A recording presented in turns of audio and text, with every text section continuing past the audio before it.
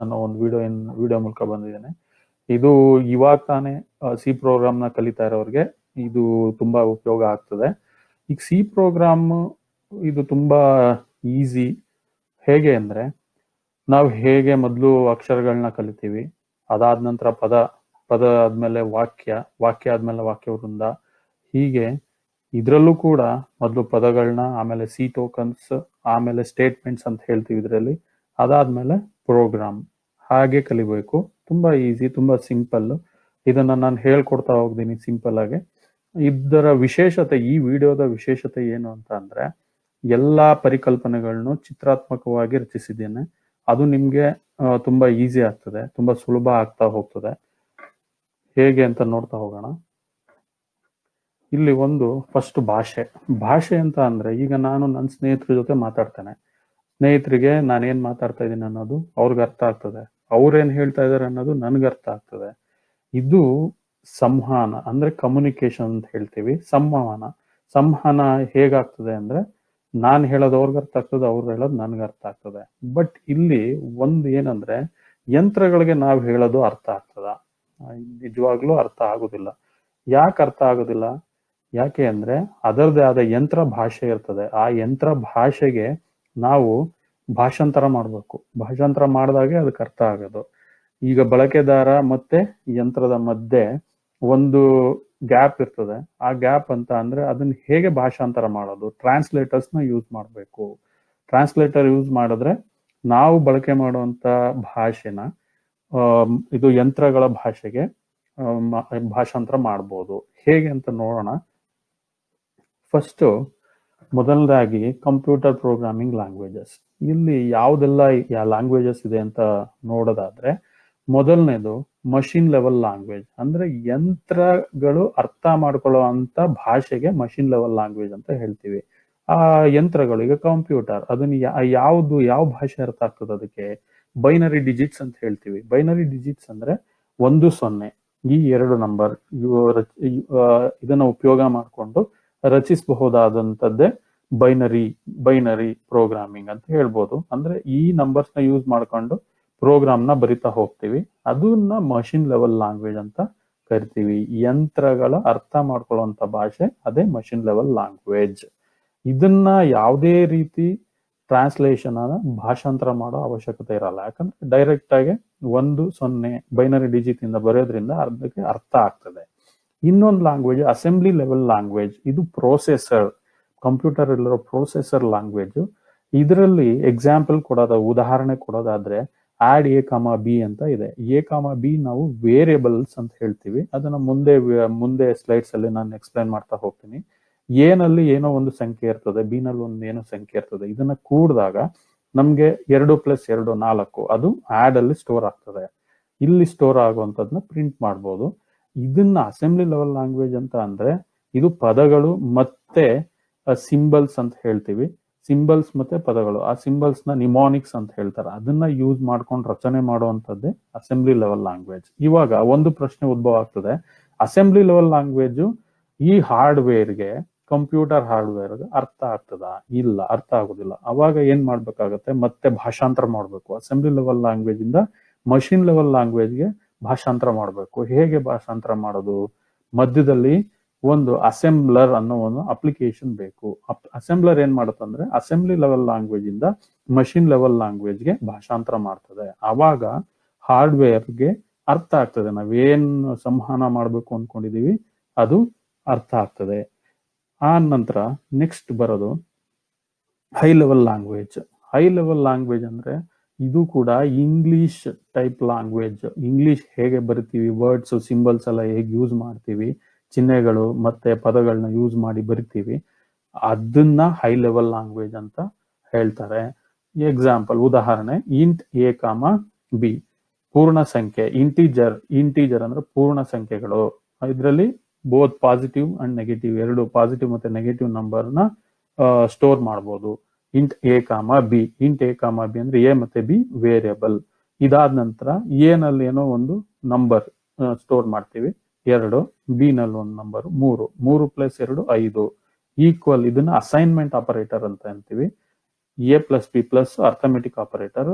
ಇದಾದ್ಮೇಲೆ ಸಮ್ ಆದ್ಮೇಲೆ ಇದು ಅಡಿಷನ್ ಆದ್ಮೇಲೆ ಸಮ್ಗೆ ನಾವು ಅದನ್ನ ಸ್ಟೋರ್ ಮಾಡ್ತೀವಿ, ಅಸೈನ್ ಮಾಡ್ತೀವಿ. ಸೊ ಇದನ್ನ ನೋಡಿದ ತಕ್ಷಣ ನಮ್ಗೆ ಅರ್ಥ ಆಗ್ತದೆ ಇಲ್ಲಿ ಏನ್ ನಡೀತಾ ಇದೆ ಅಂತ. ಸೊ ಇದನ್ನ ಹೈ ಲೆವೆಲ್ ಲ್ಯಾಂಗ್ವೇಜ್ ಅಂತೀವಿ. ಅಂದ್ರೆ ಮನುಷ್ಯನಿಗೆ ತುಂಬಾ ಹತ್ತಿರವಾದ ಒಂದು ಭಾಷೆ ಹೈ ಲೆವೆಲ್ ಲ್ಯಾಂಗ್ವೇಜ್.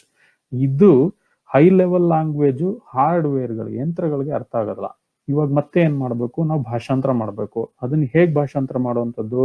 ಕಂಪೈಲರ್ ಅನ್ನೋ ಒಂದು ಅಪ್ಲಿಕೇಶನ್ ಯೂಸ್ ಮಾಡಿಕೊಂಡು ಅದನ್ನ ಭಾಷಾಂತರ ಮಾಡ್ಬೇಕು ಮಷಿನ್ ಲೆವೆಲ್ ಲ್ಯಾಂಗ್ವೇಜ್ಗೆ. ಈ ತರ ಇರೋ ಒಂದು ಸ್ಟೇಟ್ಮೆಂಟ್ಸ್ ನ ಹೀಗೆ ಬೈನರಿ ನಂಬರ್ಸ್ ಆಗಿ ಕನ್ವರ್ಟ್ ಮಾಡುವಂಥದ್ದು, ಭಾಷಾಂತರ ಮಾಡುವಂಥದ್ದೇ ಕಂಪೈಲರ್ ಅಂತ ಹೇಳ್ತೀವಿ. ಈಗ ಸಿ ಲ್ಯಾಂಗ್ವೇಜ್, ಸಿ ಪ್ರೋಗ್ರಾಮಿಂಗ್ ಬಂದ್ಬಿಟ್ಟು ಡೆನಿಸ್ ರಿಚಿ ಅನ್ನೋ ಒಬ್ಬ ಸೈಂಟಿಸ್ಟ್ ಇದನ್ನ ಕಂಡುಹಿಡಿತಾನೆ 1972ನೇ ಇಸ್ವಿಲಿ. ಮೊದಲು ಬಂದ್ಬಿಟ್ಟು ಅದು ಆಲ್ಗಾಲ್ ಅಂತ ಒಂದು ಲ್ಯಾಂಗ್ವೇಜ್ ಬರುತ್ತೆ. ಅದಾದ್ಮೇಲೆ BCPL ಅಂತ ಒಂದು ಲ್ಯಾಂಗ್ವೇಜ್ ಬರುತ್ತೆ. BCPL ಆದ್ಮೇಲೆ ಬಿ ಲ್ಯಾಂಗ್ವೇಜ್ ಅನ್ನೋದನ್ನ ಕಂಡುಹಿಡಿತಾರೆ. ಈ 3 ಲ್ಯಾಂಗ್ವೇಜ್ಗಳಿಂದ ಫೀಚರ್ಸ್ಗಳನ್ನ ತಗೊಂಡು ಅವ್ರೇನ್ ಮಾಡ್ತಾರೆ ಅಂದ್ರೆ ಸಿ ಲ್ಯಾಂಗ್ವೇಜ್ ನ ಕಂಡುಹಿಡಿತಾರೆ. ಸಿ ಲ್ಯಾಂಗ್ವೇಜ್ ಬಂದಾಗ ಈ ಸಿ ಲ್ಯಾಂಗ್ವೇಜ್ ಅಲ್ಲಿ ಬಂದ್ಬಿಟ್ಟು ಡೇಟಾ ಟೈಪ್ಸ್ ಅನ್ನೋ ಒಂದು ಹೊಸ ಕಾನ್ಸೆಪ್ಟ್, ಪರಿಕಲ್ಪನೆನ ಸೇರಿಸ್ತಾನೆ. ಯಾರು? Denis Richie. ಅದೇ ಹೈ ಲೆವೆಲ್ ಲ್ಯಾಂಗ್ವೇಜ್, ಅದೇ ಸಿ ಪ್ರೋಗ್ರಾಮಿಂಗ್. ಇದು ಅರ್ಥ ಆಯ್ತು ಅಂತ ಅನ್ಕೊಂತೀನಿ. ಇಲ್ಲಿ ಕಂಪೈಲರ್ ನಾನು ಹೇಳಿದ ಪ್ರಕಾರ ಹೈ ಲೆವೆಲ್ ಲ್ಯಾಂಗ್ವೇಜ್ ನ ಲೋ ಲೆವೆಲ್ ಲ್ಯಾಂಗ್ವೇಜ್ಗೆ ಭಾಷಾಂತರ ಮಾಡುವಂಥದ್ದು ಕಂಪೈಲರ್. ಈ ಪರಿಕಲ್ಪನೆ ತುಂಬಾ ಮುಖ್ಯವಾದದ್ದು, ಅರ್ಥ ಮಾಡ್ಕೋಬೇಕು ನೀವು. ಮತ್ತಿಲ್ಲಿ ನಾನು ಕೆಲವೊಂದು IDEಗಳನ್ನ ಮೆನ್ಷನ್ ಮಾಡಿದ್ದೀನಿ ಇಲ್ಲಿ, different IDE for C programming. ನೀವೇನಾದ್ರು ಸಿ ಪ್ರೋಗ್ರಾಮಿಂಗ್ ಎಕ್ಸಿಕ್ಯೂಟ್ ಮಾಡ್ಬೇಕಾದ್ರೆ ಇಲ್ಲಿ ಒಂದು 4 ಮಾಡಿದ್ದೀನಿ. Code blocks, visual studio with C++, Eclipse, code light IDE. ಇದನ್ನ ನೀವು ಪ್ರೋಗ್ರಾಮ್ನ ಎಕ್ಸಿಕ್ಯೂಟ್ ಮಾಡಲಿಕ್ಕೆ ಉಪಯೋಗ ಮಾಡ್ಕೋಬಹುದು. ಇಲ್ಲಿ ಕೀವರ್ಡ್ಸ್ ಅಂದ್ರೆ ಗುಪ್ತಲಿಪಿ ಮತ್ತೆ ಮೀಸಲು ಪದಗಳು ಅಂತಾನು ಹೇಳ್ಬೋದು. ಈ ಪದಗಳನ್ನ ಮೀಸಲಿಡಲಾಗಿದೆ. ಏನಕ್ಕೆ ಅಂತ ಅಂದ್ರೆ ಇದರದೇ ಆದ ಓನ್ ಮೀನಿಂಗ್ ಇರ್ತವೆ, ಅದರದೇ ಆದ ಅರ್ಥಗಳಿರ್ತವೆ. ಇಲ್ಲಿರೋದು ಒಂದು 28 ಕೀವರ್ಡ್ಸ್ ಗುಪ್ತಲಿಪಿಗಳನ್ನ ನಾನಿಲ್ಲಿ ಮೆನ್ಷನ್ ಮಾಡಿದ್ದೀನಿ. Constant, continue, default, do, double, else, enum, extern, float, for, goto, if, int, long, register, return, ಈ ತರ 28 ಗುಪ್ತಲಿಪಿಗಳನ್ನ ಇಲ್ಲಿ ಮೆನ್ಷನ್ ಮಾಡಿದ್ದೀನಿ. ಇದರದ್ದು ವೈಶಿಷ್ಟ್ಯ ಏನಂದ್ರೆ ಈ ಕೀವರ್ಡ್ಸ್ ನ ವೇರಿಯಬಲ್ಸ್ ಆಗಿ ಯೂಸ್ ಮಾಡಬಾರ್ದು. ವೇರಿಯಬಲ್ಸ್ ಅಂದ್ರೆ ಅದು ಅವಾಗ ಕಾಲಕ್ರಮೇಣ ಚೇಂಜ್ ಆಗ್ತಾ ಹೋಗ್ತದೆ, ಬದಲಾವಣೆ ಆಗ್ತದೆ ಅದರ ವ್ಯಾಲ್ಯೂಗಳು. ಬಟ್ ಇಲ್ಲಿ ಕೀವರ್ಡ್ಸ್ ಅದರದೇ ಆದ ಅರ್ಥಗಳಿರ್ತವೆ, ಗುಪ್ತ ಲಿಪಿ ಅಂತ ಅದಕ್ಕೋಸ್ಕರ ಹೇಳೋದು. ಅದರದೇ ಆದ ಓನ್ ಮೀನಿಂಗ್ ಇರ್ತವೆ, ಹಂಗಾಗಿ ಇದನ್ನ ವೇರಿಯಬಲ್ಸ್ ಆಗಿ ಯೂಸ್ ಮಾಡಬಾರ್ದು. Next variables and constants. Variables ಅಂತ ಅಂದ್ರೆ ಇದು ಕಾಲ ಬದಲಾದಂಗೆಲ್ಲ ಅದರ ವ್ಯಾಲ್ಯೂ ಚೇಂಜ್ ಆಗ್ತಾ ಹೋಗ್ತದೆ. ಕಾನ್ಸ್ಟೆಂಟ್ಸ್ ಅಂದ್ರೆ ಸ್ಥಿರತೆ, ಯಾವಾಗೂ ಒಂದೇ ತರ ಇರುವಂತದ್ದು. ಈಗ ಗೋಡೆ ಗಡಿಯಾರ ನೋಡ್ತಾ ಇದೀವಿ, ಇಲ್ಲಿ ಅಂಕಿಗಳಿದಾವೆ 1 ರಿಂದ 12 ಮತ್ತೆ 2 ಗಡಿಯಾರದ ಮುಳ್ಳಿದಾವೆ. ಇದು ಕಾಲಕ್ರಮೇಣ ಅದು ಬದಲಾವಣೆ ಆಗ್ತದೆ, ಸ್ಥಾನಪಲ್ಲಟ ಆಗ್ತಾ ಹೋಗ್ತದೆ. ಬಟ್ ಅದೇ ಈ ನಂಬರ್ಸ್, ಈ ಸಂಖ್ಯೆಗಳನ್ನ ನೋಡಿದಾಗ ಈ ಸಂಖ್ಯೆಗಳು ಅದರದ್ದು ಯಾವುದೇ ರೀತಿ ಮೌಲ್ಯಗಳು ಚೇಂಜ್ ಆಗಲ್ಲ. ಬಟ್ ಇದರದ್ದು ಮೌಲ್ಯ ಮತ್ತೆ ಇದರದ ಅಂಕಿಗಳು ಚೇಂಜ್ ಆಗ್ತಾ ಹೋಗ್ತದೆ. ಹಂಗಾಗಿ ಇದನ್ನ ವೇರಿಯಬಲ್ಸ್ ಅಂತ ತಗೊಬಹುದು. ಮತ್ತೆ ಈ ಅಂಕಿಗಳು ಏನ್ ನಮೂದಿಸಿದ್ದಾರೆ ಈ ಗಡಿಯಾರದ ಮೇಲೆ ಅದನ್ನ ಕಾನ್ಸ್ಟೆಂಟ್ಸ್ ಅಂತ ತಗೊಬಹುದು. ಇದು ಒಂದು ಉದಾಹರಣೆ, ಒಳ್ಳೆ ಉದಾಹರಣೆ. ಇಲ್ಲಿ ವೇರಿಯಬಲ್ಸ್ ನೋಡ್ಬೋದು.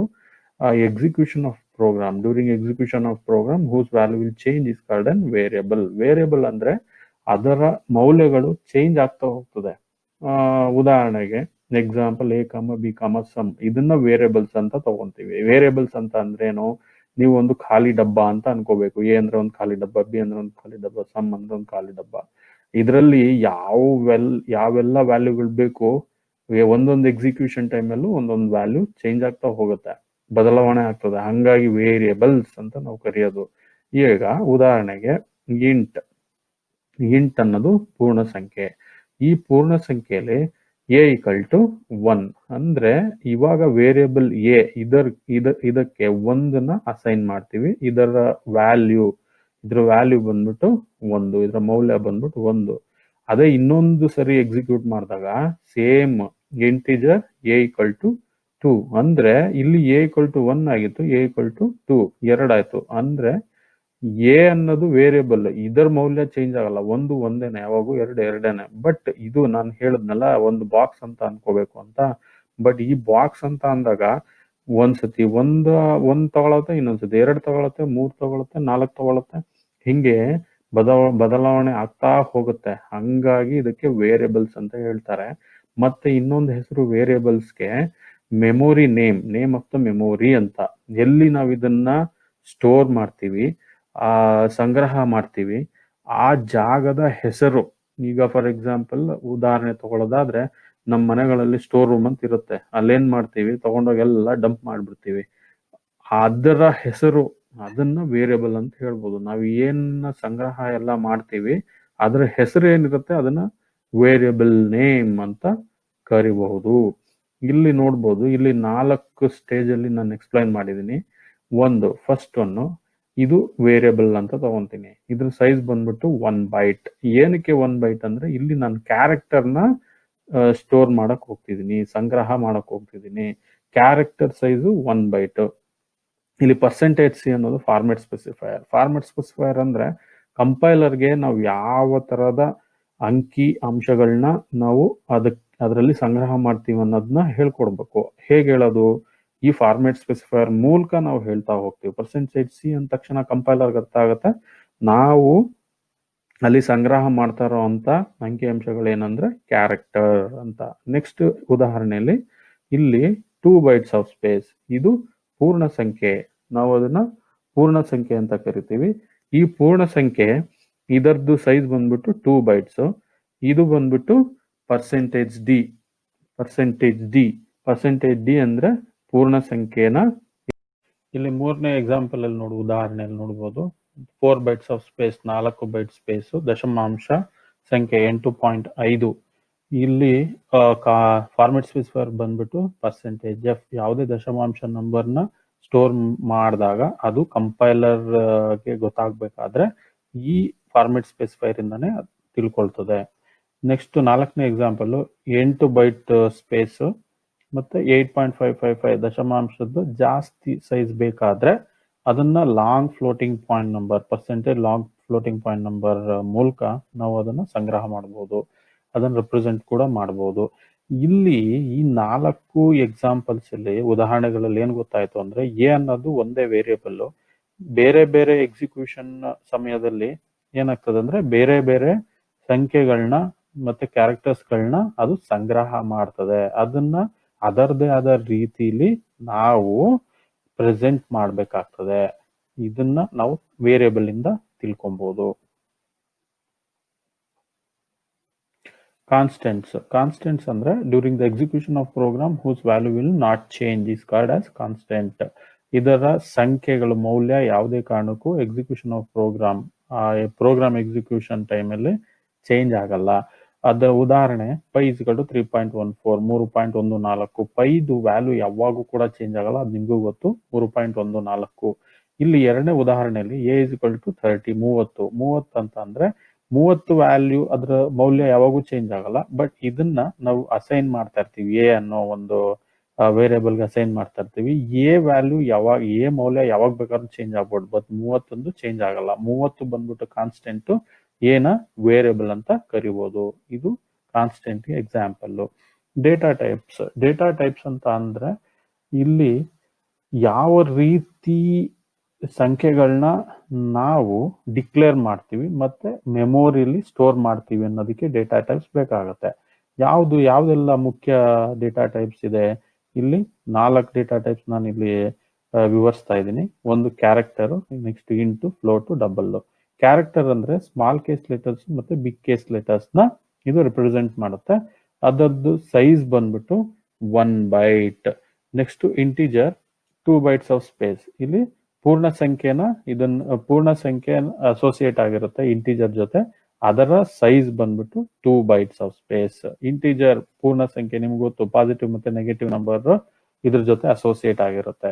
ನೆಕ್ಸ್ಟ್ ಫ್ಲೋಟ್ ದಶಮಾಂಶ ಸಂಖ್ಯೆಗಳು, ಡೆಸಿಮಲ್ ಪಾಯಿಂಟ್ಸ್, ಅದ್ರದ್ದು ಸೈಜ್ ಬಂದ್ಬಿಟ್ಟು 4 ಬೈಟ್ಸ್. ಮತ್ತೆ ದಶಮಾಂಶದ ಜಾಸ್ತಿ ಸಂಖ್ಯೆ ಬೇಕಾದ್ರೆ ಡಬಲ್ಗೆ ಹೋಗ್ತೀವಿ, ಅದ್ರ ಸೈಜ್ ಬಂದ್ಬಿಟ್ಟು 8 ಬೈಟ್ಸ್. ಈ 4 ಡೇಟಾ ಟೈಪ್ಸ್ ನ ನಾವು ಪ್ರೋಗ್ರಾಮ್ ಡಿಕ್ಲೇರೇಷನ್ ಪಾರ್ಟ್ ಅಲ್ಲಿ ಇದನ್ನ ನಮೂದಿಸ್ತೀವಿ. ನಾವು ಫಾರ್ ಎಕ್ಸಾಂಪಲ್ ಉದಾಹರಣೆಗೆ ಇಂಟ್ ಎ ಕಾಮ ಬಿ ಅಂದ್ರೆ ಅದು ಬರೀ ಪೂರ್ಣ ಸಂಖ್ಯೆ ಮಾತ್ರ ಆ ವೇರಿಯೇಬಲ್ಸ್ ಅಲ್ಲಿ ಸಂಗ್ರಹ ಮಾಡಬಹುದು. ಫ್ಲೋಟ್ ಅಂದ್ರೆ ಬರೀ ದಶಮಾಂಶ ಮಾತ್ರ. ಅಂದ್ರೆ ಇದ್ರ ಸೈಜ್ ಬಂದ್ಬಿಟ್ಟು 8 ಬೈಟ್ಸ್. ಇದು ಕೂಡ ದಶಮಾಂಶ ನಂಬರ್ನ ಸ್ಟೋರ್ ಮಾಡ್ಲಿಕ್ಕೆ ಯೂಸ್ ಆಗ್ತದೆ.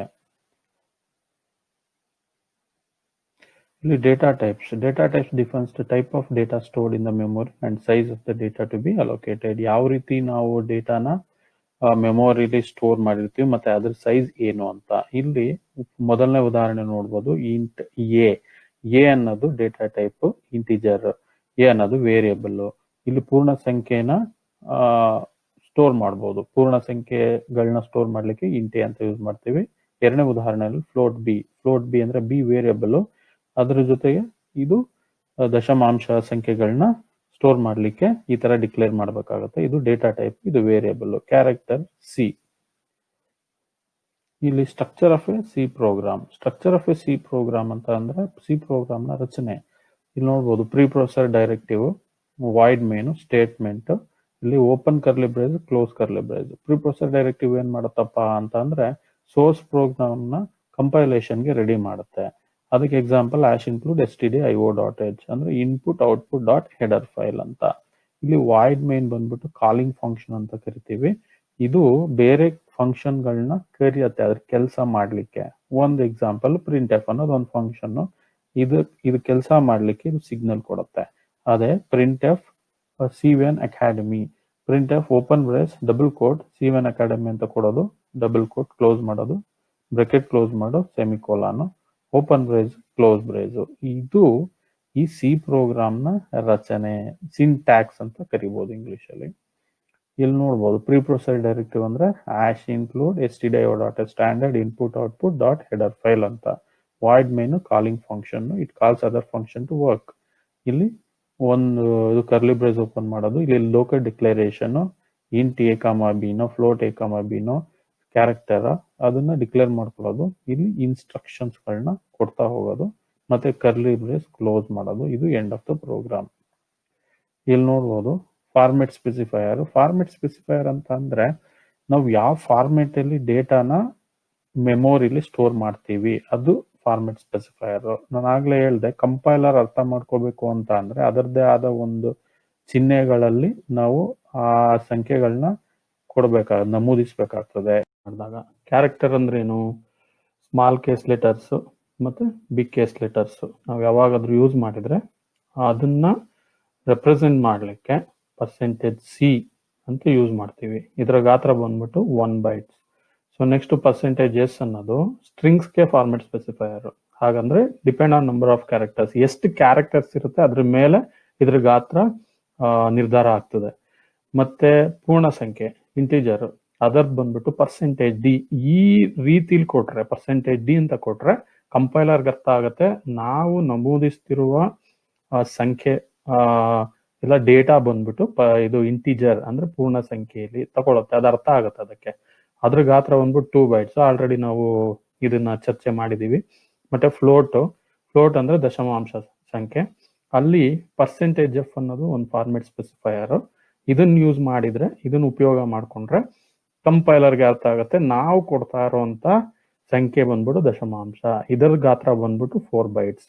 ಮತ್ತೆ ಡಬಲ್, ಇದು ಲಾಂಗ್ ಫ್ಲೋಟಿಂಗ್ ಪಾಯಿಂಟ್ ಅಂತ ಹೇಳ್ತಾರೆ, ಇದ್ರ ಗಾತ್ರ ಬಂದ್ಬಿಟ್ಟು 8 ಬೈಟ್ಸ್. ಮತ್ತೆ ಈ ಮುಖ್ಯವಾದ ಪರಿಕಲ್ಪನೆ ಇದು ಅಡ್ರೆಸ್ ಆಪರೇಟರ್, ಸಿ ಪ್ರೋಗ್ರಾಮಿನ ಅತ್ಯಂತ ಮುಖ್ಯವಾದ ಪರಿಕಲ್ಪನೆ ಅಂತ ಹೇಳ್ಬೋದು. ಇಲ್ಲಿ ನಾನು ಯಾರಿಗಾದ್ರೂ ಒಂದು ಮನೆಗೆ ಹೋಗ್ಬೇಕು ಅಂತ ಹೇಳ್ತೀನಿ. ಉದಾಹರಣೆಗೆ ರಾಮು ಮನೆಗೆ ಹೋಗ್ಬಿಟ್ಟು ಬಾರಪ್ಪ ಅಂತ ಹೇಳ್ತೀನಿ ನನ್ನ ಸ್ಟೂಡೆಂಟ್ಗೆ. ಅವ್ನು ರಾಮು ಮನೆ ಅಂದ್ರೆ ಎಲ್ಲಿ ಅಂತ ಹುಡ್ಕೊಂಡು ಹೋಗ್ತಾನೆ, ಅದು ಅಸಾಧ್ಯ. ಅದ್ರ ಬದಲು ನಾನು ಹೇಳ್ತೀನಿ number 25 MG road, Kanakapura, Karnataka. ವಿಳಾಸ ಕೊಟ್ಬಿಡ್ತೀನಿ ಮನೆದು. ವಿಳಾಸ ಕೊಟ್ಟ ತಕ್ಷಣ ಅವ್ನಿಗೆ ಗೊತ್ತಾಗ್ತದೆ ಎಲ್ಲಿ ಹೋಗ್ಬೇಕು, ರಾಮು ಮನೆ ಎಲ್ಲಿದೆ ಅಂತ. ಹಾಗೆ ಸಿ ಪ್ರೋಗ್ರಾಮ್ ಅಲ್ಲಿ ಕೂಡ ನಾವು ವೇರಿಯೇಬಲ್ ಅಂತ ಏನ್ ಡಿಸ್ಕಸ್ ಮಾಡಿದೀವಿ ಅಲ್ಲಿ ಯಾವಾಗ ಈ ಸಂಖ್ಯೆಗಳನ್ನ ಸಂಗ್ರಹ ಮಾಡ್ತೀವೋ ಅದು ಎಲ್ಲಿ ಸಂಗ್ರಹ ಆಗುತ್ತೆ ಕಂಪೈಲರ್ಗೆ ಹೇಗೆ ಗೊತ್ತಾಗ್ಬೇಕು? ನಾವು ಅಡ್ರೆಸ್ ಆಪರೇಟರ್ ನಮೂದಿಸ್ಬೇಕು, ಕೊಡ್ಬೇಕು. ಅವಾಗೆ ಇದು ಜನರೇಟ್ ಆಗುತ್ತೆ. 101 ಅನ್ನೋ ಸಂಖ್ಯೆ ಇದು ವಿಳಾಸ ಜನರೇಟ್ ಆಗುತ್ತೆ. ಅವಾಗ 2 ಅಂದ್ರೆ ವೇರಿಯಬಲ್ ಅಲ್ಲಿ 2 ಸಂಗ್ರಹ ಆಗಿರುತ್ತೆ. ಅದರ ವಿಳಾಸ ಬಂದ್ಬಿಟ್ಟು 101. ನನ್ನ ಅಡ್ರೆಸ್ ಆಫ್ ಬಿ ಈ ವೇರಿಯಬಲ್ಗೆ ಅಡ್ರೆಸ್ ಅಂತ ಕೊಟ್ರೆ ಹಾಕಿದ್ರೆ ಅವಾಗ ಬಿ ಇದು ವ್ಯಾಲ್ಯೂ ಬಂದ್ಬಿಟ್ಟು ಮೌಲ್ಯ ಬಂದ್ಬಿಟ್ಟು 4, ಅದರ ಇದು ವಿಳಾಸ ಬಂದ್ಬಿಟ್ಟು 102. ಮತ್ತೆ ಅಡ್ರೆಸ್ ಆಫ್ ಸಿ ಅಂತ ಕೊಟ್ರೆ ಸಿ ಅಲ್ಲಿ ಸಂಗ್ರಹ ಆಗಿರುವಂತದ್ದು ವ್ಯಾಲ್ಯೂ 6, ಅದು ಅಡ್ರೆಸ್ ಆಪರೇಟರ್ ಅಂತ ಹೇಳ್ತೀವಿ. ಅಡ್ರೆಸ್ ಆಪರೇಟರ್ ಕೊಟ್ರೆ 103 ವಿಳಾಸ ಆಗ್ತದೆ. ಅಂದ್ರೆ ಈ ಕ್ರಮಬದ್ಧವಾಗಿ ಏನು ವಿಳಾಸ ಇರಲ್ಲ, ಬಟ್ ಸುಮ್ಮನೆ ನಿಮ್ಗೆ ವಿವರಣೆ ಕೊಡ್ಲಿಕ್ಕೆ ಈ ತರ ಹಾಕಿದ್ದೀನಿ. ಏನಂದ್ರೆ ಯಾವುದೇ ಒಂದು ವೇರಿಯಬಲ್ನ ನಾವು ಡಿಕ್ಲೇರ್ ಮಾಡಿದಾಗ ಈ ತರ ಸ್ಕ್ಯಾನ್ ಎಫ್ ಮತ್ತೆ ಪ್ರಿಂಟ್ ಎಫ್ ಅಲ್ಲಿ ಕೊಡಬೇಕು. ಇಲ್ಲ ಅಂದ್ರೆ ಕಂಪೈಲರ್ಗೆ ಅಡ್ರೆಸ್ ಯಾವುದು, ಎಲ್ಲಿ ಸಂಗ್ರಹ ಆಗಿದೆ ಆ ಸಂಖ್ಯೆಗಳು, ಅದರ ಮೌಲ್ಯಗಳು ಅಂತ ಗೊತ್ತಾಗಲ್ಲ. ಅದಕ್ಕೋಸ್ಕರ ಅದು ತುಂಬಾ ಮುಖ್ಯವಾದದ್ದು.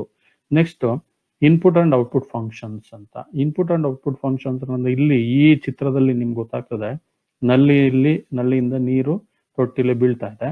ಈ ಬೀಳ್ತಾ ಇರೋಂತ ನೀರು ಇದಕ್ಕೆ ಇನ್ಪುಟ್ ಆಗ್ತದೆ, ಮತ್ತೆ ಈ ತೊಟ್ಟಿಯಿಂದ ಹೊರಗಡೆ ಹೋಗ್ತಾ ಇರೋದು ಔಟ್ಪುಟ್. ಇದೇ ತರದಲ್ಲಿ ನೋಡೋದಾದ್ರೆ ಇಲ್ಲಿ ಕಂಪೇರ್ ಮಾಡಿದ್ರೆ ಇನ್ಪುಟ್ ಅಂಡ್ ಔಟ್ಪುಟ್ ಫಂಕ್ಷನ್ಸ್. ಇಲ್ಲಿ ಇನ್ಪುಟ್ ಫಂಕ್ಷನ್ ಅಂದ್ರೆ ಸ್ಕ್ಯಾನ್ ಎಫ್ ಯಾವುದೇ ಒಂದು ಕೀವರ್ಡ್ ಜೊತೆ ಈ ತರ ಓಪನ್ ಬ್ರಾಕೆಟ್ ಕ್ಲೋಸ್ ಬ್ರಾಕೆಟ್ ಅಂದ್ರೆ ಇದನ್ನ ನಾವು ಫಂಕ್ಷನ್ ಅಂತ ಕರಿತೀವಿ. ಫಂಕ್ಷನ್ ಅಂತಂದ್ರೆ ಏನಪ್ಪಾ ಅಂದ್ರೆ ಅದರದೇ ಆದ ಏನಾದ್ರು ಒಂದು ಕೆಲಸ ಮಾಡ್ತದೆ ಅದು. ಸ್ಕ್ಯಾನ್ ಎಫ್ ಅಂದ್ರೆ ನಾವು ಕೊಡೋ ಸಂಖ್ಯೆನ ಅದನ್ನ ಸ್ಟೋರ್ ಮಾಡ್ಕೊಳುತ್ತೆ.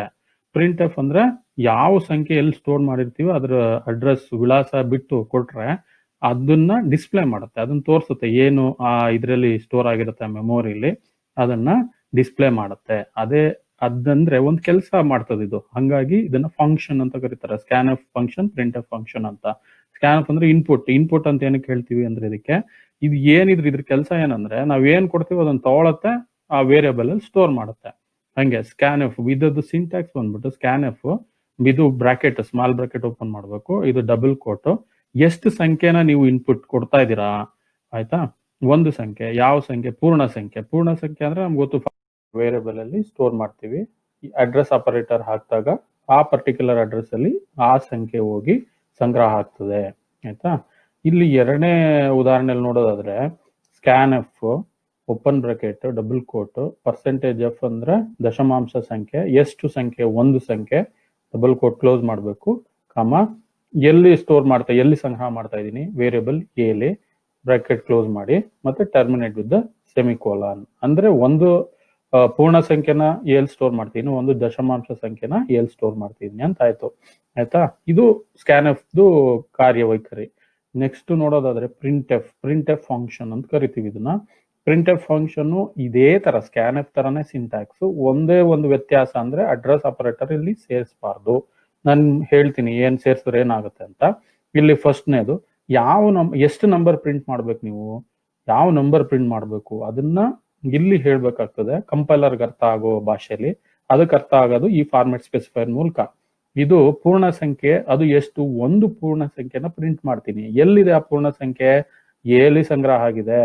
ಇವಾಗ ಇನ್ ಕೇಸ್ ನಾನೇನಾದ್ರು ಅಡ್ರೆಸ್ ಇಲ್ಲ ಹಾಕ್ಬಿಟ್ರೆ ಏನಾಗುತ್ತಂದ್ರೆ ಇದು ಪ್ರಿಂಟ್ ಮಾಡುತ್ತೆ, ಇದ್ರಲ್ಲಿರೋ ವ್ಯಾಲ್ಯೂನ ಪ್ರಿಂಟ್ ಮಾಡುತ್ತೆ. ಅವಾಗ ಏನ್ ಮಾಡುತ್ತೆ? ಅಡ್ರೆಸ್ ಹಾಕ್ಬಿಟ್ರೆ ಇದದ್ದು ಅಡ್ರೆಸ್ ಪ್ರಿಂಟ್ ಮಾಡುತ್ತೆ ಹೊರತು ಇದ್ರಲ್ಲಿರೋ ಯಾವುದೇ ಸಂಖ್ಯೆಗಳನ್ನ ಪ್ರಿಂಟ್ ಮಾಡಲ್ಲ. ಹಂಗಾಗಿ ಇಲ್ಲಿ ಅಡ್ರೆಸ್ ಆಪರೇಟರ್ ಸೇರಿಸಬಾರ್ದು.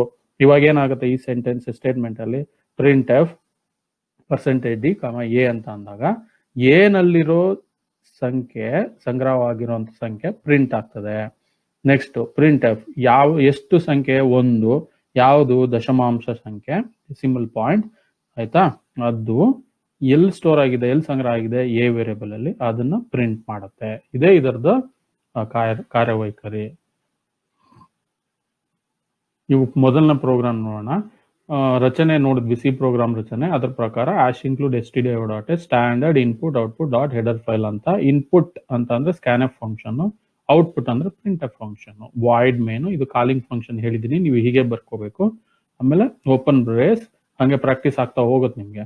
ಇಲ್ಲಿ ಈ ಪ್ರೋಗ್ರಾಮ್ ಅಜೆಂಡಾ ಏನಂದ್ರೆ ನಾನು 2 ನಂಬರ್ನ ಕೊಡ್ಬೇಕು, ಇನ್ಪುಟ್ ಆಗಿ ಕೊಡ್ಬೇಕು, ಅದನ್ನ ಪ್ರಿಂಟ್ ಮಾಡ್ಬೇಕು. 2 ನಂಬರ್ ಕೊಡ್ತೀನಿ, ಅದೇ 2 ನಂಬರ್ನ ಪ್ರಿಂಟ್ ಮಾಡ್ತೀನಿ. ಅಂದ್ರೆ 2 ₹10 ನೋಟ್ ನಾನು ನಿಮ್ಗೆ ಕೊಡ್ತೀನಿ, ವಾಪಸ್ ನೀವು ಅದೇ 2 ₹10 ನೋಟ್ನ ನಂಗೆ ಕೊಡ್ತೀರಾ. ಅದೇ ಈ ಪ್ರೋಗ್ರಾಮ್ನ ಔಟ್ಪುಟ್. ಅದಕ್ಕೆ 2 ನೋಟ್ಗಳು ಕೊಡ್ಬೇಕು, ಇಲ್ಲ 2 ಸಂಖ್ಯೆಗಳನ್ನ ತುಂಬಬೇಕು, ಸಂಗ್ರಹ ಮಾಡ್ಬೇಕು ಅಂತ ಆದ್ರೆ ಯಾವ ತರ ನಂಬರ್ ಸಂಗ್ರಹ ಮಾಡಬೇಕು? ಪೂರ್ಣ ಸಂಖ್ಯೆ. ಹಂಗಾಗಿ ಇಂಟ್ ಅಂತ ಡೇಟಾ ಟೈಪ್ ಇದು ಡೇಟಾ ಟೈಪ್. ಇವು ವೇರಿಯಬಲ್. ಎ ಮೊದಲನೇ ವೇರಿಯಬಲ್ ಅಲ್ಲಿ ನಾನೇನೋ ಒಂದು 10 ಸಂಖ್ಯೆ 10 ಕೊಡ್ತೀನಿ, ಕಾಮ ಎರಡನೇ ಸಂಖ್ಯೆ ಅದು ಬಿ ಅಲ್ಲಿ ಸ್ಟೋರ್ ಮಾಡಬೇಕು. ಹಂಗಾಗಿ ಎ ಮತ್ತೆ ಬಿ ನ ಹೀಗೆ ಡಿಕ್ಲೇರ್ ಮಾಡ್ಕೋಬೇಕು, ಸೆಮಿಕೋಲಾನ್. ಅಂದ್ರೆ ಇದು ಪೂರ್ಣ ಆಯ್ತು, ಈ ಸ್ಟೇಟ್ಮೆಂಟ್ ಪೂರ್ಣ ಆಯ್ತು. ಸ್ಟೇಟ್ಮೆಂಟ್ ಅಲ್ಲಿ ನೀವು ನೋಡ್ಬೋದು, ಬ್ರಾಕೆಟ್ ಓಪನ್ ಮಾಡ್ಬೇಕು, ಡಬಲ್ ಕೋಟ್ಸ್. ಇಲ್ಲಿ ಯಾವ ಸೆಂಟೆನ್ಸ್ ನಾವು ಕೊಡ್ತೀವಿ, ಸೆಂಟೆನ್ಸ್ ಇಲ್ಲ ಏನ್ ಕೊಡ್ತೀವಿ ಇದ್ರ ಮಧ್ಯೆ ಡಬಲ್ ಕೋಟ್ಸ್ ಮಧ್ಯೆ, ಅದನ್ನ ಪ್ರಿಂಟ್ ಮಾಡುತ್ತೆ. ಇದು ನಮ್ ರೆಫರೆನ್ಸ್ಗೆ. ಮತ್ತೆ ಕ್ಲೋಸ್ ದ ಬ್ರಾಕೆಟ್ ಸೆಮಿಕೋಲಾನ್. ಆಯ್ತಾ? ಈ ಸೆಂಟೆನ್ಸ್ ನ ಪೂರ್ಣ ಮಾಡ್ಬೇಕು, ಈ ಸ್ಟೇಟ್ಮೆಂಟ್ ನ.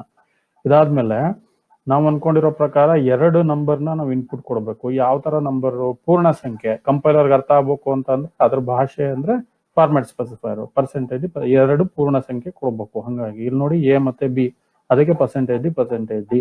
ಆಯ್ತಾ? ಇದು 2 ಡಬಲ್ ಕೋಟ್ ಅಲ್ಲಿ ಇರ್ಬೇಕು. ಮತ್ತೆ ಕಾಮ ಎಲ್ಲಿ ಯಾವ ವೇರಿಯಬಲ್ ಅಲ್ಲಿ ಸ್ಟೋರ್ ಮಾಡ್ತಿದೀವಿ? ಎ ಮತ್ತೆ ಬಿ ಸ್ಟೋರ್ ಮಾಡ್ತಾ ಇದೀವಿ. ಯಾವ ಅಡ್ರೆಸ್ ಆಪರೇಟರ್ ಇಲ್ಲಿ ಹಾಕಿದೀವಿ. ಆಯ್ತಾ? ಆಮೇಲೆ ಕ್ಲೋಸ್ ಮಾಡ್ಬೇಕು ಬ್ರಾಕೆಟ್, ಸೆಮಿಕೋಲಾನು, ಸ್ಕ್ಯಾನ್. 2 ನಂಬರ್ ಅದು ಈಸ್ಕೊಂತು, ಕೊಟ್ವಿ, ಅದು ಎ ಅಲ್ಲಿ ಮತ್ತೆ ಬಿ ಸ್ಟೋರ್ ಮಾಡ್ಕೊಂತು. ಇದಾದ್ಮೇಲೆ ಕೊಟ್ಟಿರೋದನ್ನ ನಾವು ತಗೋಬೇಕಲ್ಲ, ಪ್ರಿಂಟ್ ಮಾಡ್ಬೇಕಲ್ವಾ? ಹೆಂಗ್ ಪ್ರಿಂಟ್ ಮಾಡುತ್ತೆ?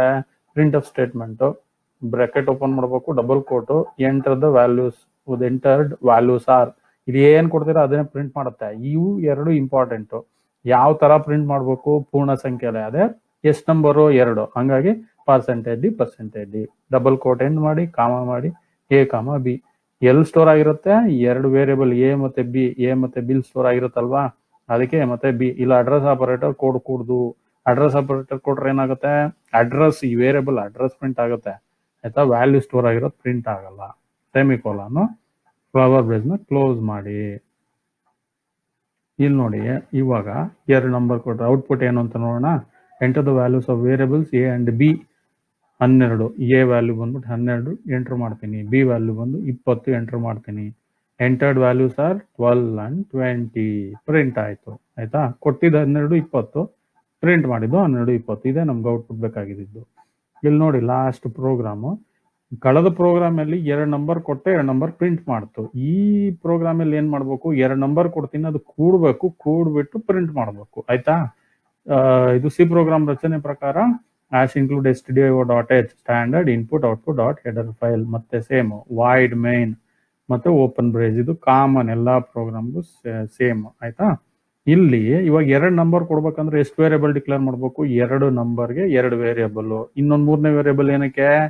2 ನಂಬರ್ನ ಕೂಡಿದ್ಮೇಲೆ, 2 ಸಂಖ್ಯೆ ಕೂಡಿದ್ಮೇಲೆ ಬೇರೆ ಕಡೆ ನಿಯೋಜಿಸ್ಬೇಕಲ್ವಾ? ಹಂಗೆ ಪ್ರಿಂಟ್ ಮಾಡಕ್ಕಾಗಲ್ಲ. ಅದಕ್ಕೆ 3ನೇ ವೇರಿಯಬಲ್ ನ ಡಿಕ್ಲೇರ್ ಮಾಡ್ಕೋಬೇಕು ಇಲ್ಲಿ, ಸೆಮಿಕೋಲಾನ್. ಇದು ಡಿಕ್ಲರೇಷನ್ ಪಾರ್ಟ್. ಯಾವ ತರ ನಂಬರು? ಪೂರ್ಣ ಸಂಖ್ಯೆ. ಆಮೇಲೆ ನೆಕ್ಸ್ಟ್ ಇಲ್ಲಿ ಪ್ರಿಂಟ್ ಎಫ್. ಇಲ್ಲಿ ಏನ್ ಕೊಡ್ತೀವಿ? Print F. ಈ ನಾನು ಹೇಳಿದ ಪ್ರಕಾರ ನೀವು ಏನ್ ಬೇಕಾದ್ರೂ ಕೊಡ್ಕೋಬಹುದು ವಾಕ್ಯ ಒಳಗಡೆ.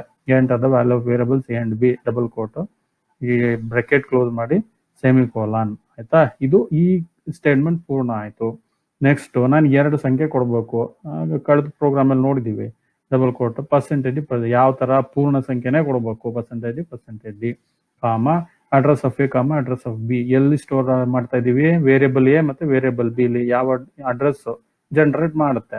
2 ನಂಬರ್ ಸ್ಟೋರ್ ಮಾಡಿದ್ವಿ. Bracket close, terminate with semicolon. ಇವಾಗ ಲಾಜಿಕ್, 2 ನಂಬರ್ ನಾನು ಕೊಟ್ಟಿದ್ದೀನಿ. ಈಗ ಪ್ರೋಗ್ರಾಮ್ ಏನ್ ಮಾಡ್ಬೇಕು? ಆಡ್ ಮಾಡ್ಬೇಕು. ಇದನ್ನ ಲಾಜಿಕ್ ಅಂತ ಹೇಳ್ತೀವಿ, ಲಾಜಿಕಲ್ ಪಾರ್ಟ್. 2 ಸಂಖ್ಯೆ 10 ಮತ್ತೆ 10 ಕೊಡ್ತೀನಿ. ಎ ಅಲ್ಲಿ 10 ಸ್ಟೋರ್ ಆಗಿರುತ್ತೆ, ಬಿ ಅಲ್ಲಿ 10 ಸ್ಟೋರ್ ಆಗಿರುತ್ತೆ. 10 + 10 20. ಇದನ್ನ ಸಮ್ ಅನ್ನೋ ಒಂದು ವೇರಿಯಬಲ್ಗೆ ನಿಯೋಜಿಸ್ತಾರೆ. ನಿಯೋಜಿಸಿದ್ಮೇಲೆ ಇದನ್ನ ಪ್ರಿಂಟ್ ಮಾಡ್ಕೋತೀವಿ. ಅದಕ್ಕೆ ಪ್ಲಸ್ ಅನ್ನೋದು ಅರ್ಥಮೆಟಿಕ್ ಆಪರೇಟರ್, ಈಕ್ವಲ್ಸ್ ಅನ್ನೋದು ಅಸೈನ್ಮೆಂಟ್ ಆಪರೇಟರ್. ಇದು ಕೂಡಿದ್ಮೇಲೆ ಆ ನಂಬರ್ ಬಂದು ಇಲ್ಲಿ ಸ್ಟೋರ್ ಆಗುತ್ತೆ, ಸಮ್ ಅಲ್ಲಿ ಸಂಗ್ರಹ ಆಗುತ್ತೆ. ಇಲ್ಲಿ ಎಷ್ಟು ನಂಬರ್ ಸ್ಟೋರ್ ಮಾಡಬೇಕು, ಯಾವ ನಂಬರ್ ಸ್ಟೋರ್ ಮಾಡಬೇಕು, ಅದು ಕಂಪೈಲರ್ಗೆ ಅರ್ಥ ಆಗ್ಬೇಕಲ್ಲ. ಅದಕ್ಕೆ ಇಲ್ಲಿ ಪೂರ್ಣ ಸಂಖ್ಯೆನ ಸ್ಟೋರ್ ಮಾಡೋದು, ಅದು ಪರ್ಸೆಂಟೇಜ್ ಡಿ. ಅದು ಒಂದು ಸಂಖ್ಯೆನ ನಾವು ಸ್ಟೋರ್ ಮಾಡ್ಬೇಕಂದ್ರೆ ಪ್ರಿಂಟ್ ಮಾಡ್ಬೇಕಾಗತ್ತೆ ಇಲ್ಲಿ, ಅದೇ ಪರ್ಸೆಂಟೇಜ್ ಡಿ. ಕಾಮ ಎಲ್ಲಿ ಸ್ಟೋರ್ ಆಗಿದೆ, ಸಮ್ ಎಲ್ಲಿ ಸ್ಟೋರ್ ಆಗಿದೆ, ಆ ನಂಬರ್ ಸಮ್ ಎಲ್ಲಿ ಸ್ಟೋರ್ ಆಗಿರುತ್ತೆ, ಅದಕ್ಕೆ ಇದನ್ನ ನಾವಿಲ್ಲಿ ಇನ್ಕ್ಲೂಡ್ ಮಾಡ್ತೀವಿ. ಆಯ್ತಾ. ಆಮೇಲೆ ಕ್ಲೋಸ್ ಬ್ರಾಕೆಟ್ ಸೆಮಿಕೋಲಾನು. ಇದಾದ ನಂತರ ಇಲ್ಲಿ ಪ್ರೋಗ್ರಾಮ್ ಎಂಡ್ ಆಗುತ್ತೆ, ಅದೇ ಕರ್ಲಿ ಬ್ರೇಸ್. ಆಮೇಲೆ ಇಲ್ಲಿ enter the value of variables A and B ಅಂತಿದೆ. ಏನಾಗುತ್ತೆ, ಎ ವ್ಯಾಲ್ಯೂ ಬಂದ್ಬಿಟ್ಟು 10, ಬಿ ವ್ಯಾಲ್ಯೂ ಬಂದ್ಬಿಟ್ಟು 10 ಕೊಡ್ತೀನಿ ನಾನು. ಕೊಟ್ಟಾಗ ಏನಾಗುತ್ತೆ, sum is equal to a plus b ಆಗುತ್ತಲ್ಲ, ಎ ಪ್ಲಸ್ ಬಿ ಅಂದರೆ 10 + 10 20 ಆಗುತ್ತೆ. ಅದು sum of 2 numbers equal to 20. ಎರಡು ನಂಬರ್ನ ಕೂಡಿದ್ರೆ ಏನಾಗುತ್ತೆ, ಈಕ್ವಲ್ ಟು 20 ಆಯಿತು. ಸೊ ಇವಾಗ ನಾವೇನೆಲ್ಲ ಮಾಡಿದ್ವಿ, ಪ್ರಿಪ್ರೊಸೆಸ್ ಡೈರೆಕ್ಟಿವ್ ಇತ್ತು, ಅದಾದಮೇಲೆ ವಾಯ್ಡ್ ಮೇನ್ ಕಾಲಿಂಗ್ ಫಂಕ್ಷನ್ನು, ಆಮೇಲೆ ಡಿಕ್ಲರೇಷನ್ ಆಫ್ ವೇರಿಯೇಬಲ್ಸ್, ಆಮೇಲೆ ಪ್ರಿಂಟ್ ಸ್ಟೇಟ್ಮೆಂಟ್ ಕೊಟ್ವಿ, ಅಲ್ಲಿ 2 ನಂಬರ್ ಇನ್ಪುಟ್ ಕೊಟ್ವಿ ಸ್ಕ್ಯಾನ್ಎಫ್ ಯೂಸ್ ಮಾಡಿಕೊಂಡು. ಆಮೇಲೆ ಲಾಜಿಕ್ ಇತ್ತು, ಆ ಲಾಜಿಕ್ ಏನಂದ್ರೆ sum is equal to a plus b, ಅಲ್ಲಿ 2 ನಂಬರ್ನ ಕೂಡ್ಬಿಟ್ಟು ಸಮ್ ಅನ್ನೋದಕ್ಕೆ ನಿಯೋಜಿಸುತ್ತೆ ಆ number. Finally last print f ಇದ್ದಿದ್ದು, ಅದರಲ್ಲಿ ಆ ಪ್ರಿಂಟ್ ಎಫ್ ಅಲ್ಲಿ ನಾವು ನಂಬರ್ನ ಪ್ರಿಂಟ್ ಮಾಡಿದ್ವಿ. ಆಯ್ತಾ. ಸೊ ಅಲ್ಲಿಗೆ ಅಡಿಷನ್ ಆಫ್ 2 ನಂಬರ್ಸ್ ಪ್ರೋಗ್ರಾಮ್ ಮುಕ್ತಾಯ ಆಯಿತು. ನಮಸ್ತೆ.